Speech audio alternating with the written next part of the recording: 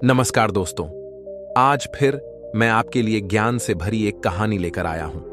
यह कहानी है गौतम बुद्ध और एक दुखी भिखारी के बीच की बुद्ध मॉरल स्टोरी, जिससे जीवन का बहुत अच्छा ज्ञान मिलता है। एक बार महात्मा बुद्ध एक गांव में अपने शिष्यों सहित घने पेड़ की छांव के नीचे बैठे। आसपास के गांवों से बहुत से लोग अपनी मानसिक समस्याएं लेकर महात्मा बुद्ध के पास आ रहे थे। महात्मा बुद्ध उन सब की मानसिक परेशानियों का समाधान देते।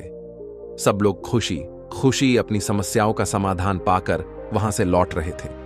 वहीं से कुछ दूर बैठा लोगों को बुद्ध के पास जाते देख एक दुखी भिखारी अपने भाग्य को कोसता हुआ यही सोचने लगा कि अभी कुछ देर पहले तो ये लोग दुखी मन से मुंह लटकाए उन महात्मा के पास गए थे, और अब इतना खुश होकर कैसे वापस लौट रहे हैं।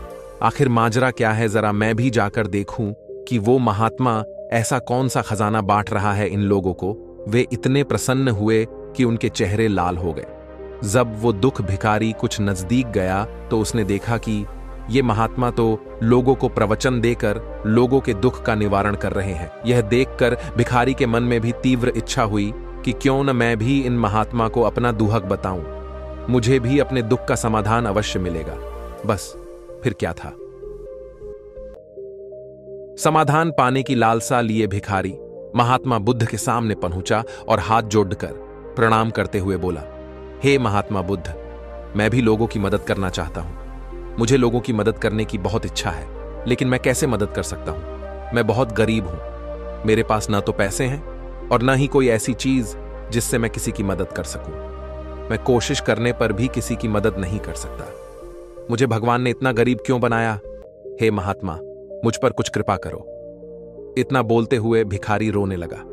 महात्मा बुद्ध बोले, आप बहुत अज्ञानी हैं, क्योंकि आप अभी तक इस भ्रम में जी रहे हो कि तुम्हारे पास कुछ नहीं, जबकि दूसरों को कुछ देने के लिए तुम्हारे पास बहुत कुछ है। तुम बिना धन और वस्तु के भी दूसरों की मदद कर सकते हो। तुम्हारे पास जुबान है, जिससे तुम मीठे शब्द बोलकर किसी के दुखी चेहरे पर मुस्कान ला सकते हो। इन्हीं शब्दों की ताकत से तुम किसी के भी टूटते हौसलों को फिर से मजबूत कर सकते हो। इन शब्दों की शक्ति से आप किसी के भी मन में सकारात्मक विचारधारा के बीज बो सकते हैं और उसे गलत रास्ते पर जाने से रोक सकते हैं। तुम्हारे दो हाथों से किसी भी कमजोर या लाचार व्यक्ति की सहायता कर सकते हो। आपके दो आंखें किसी अंधे को रास्ता दिखा सकते हैं। तुम किसी के लिए दुआ कर सकते हो। यह हो सकता है कि उनके बुरे काम फिर से हो जाएं। आप किसी के अच्छे स्वास्थ्य की कामना कर सकते हैं, लेकिन अज्ञानतावश तुम अब तक इस बात को समझ नहीं पाए और इस भ्रम में अब तक जीते रहे कि तुम्हारे पास मदद करने के लिए कुछ नहीं। किसी की मदद करने के लिए धन और वस्तु का होना अनिवार्य नहीं है। बिना धन और वस्तु के भी हम कई प्रकार से लोगों की मदद कर सकते हैं। महात्मा बुद्ध के ज्ञान से भरे ये सुंदर शब्द सुनकर भिखारी के चेहरे पर मुस्कान आ गई और वह खुशी से झूमता हुआ वहां से चला गया। इस बुद्ध मॉरल स्टोरी से हमने क्या सीखा? दोस्तों, महात्मा बुद्ध की इन बातों से बहुत कुछ सीखा गया।